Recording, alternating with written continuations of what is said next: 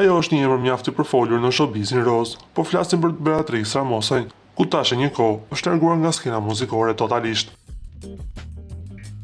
Por së fundmi, Beatrix Ramosa në një video ka publikuar një moment mjaft të veçantë në llogarinë e saj në TikTok, ku shihet me mikrofon në dorë teksa e këndon këngën Shkrepsja e Duhanit. Nuk ka qenë vetëm Trixa që e shijoi pafund këtë eksperiencë, por edhe një numër i madh i ndjekësve të saj, teksa e kërkojnë me ngulm rikthimin e saj në muzikë. Një nga komentet që Ramosa ka pëlqyer ishte: "Rikthejo muzikës, të lutem", duke lënë të kuptohet sipas saj se një rikthim në muzikë mund të ndodhë shumë shpejt. Lind pyetja: a do të dëshironi ta shihni sërish Beatrix Ramosa në skenë? Lini komentin tuaj poshtë videos.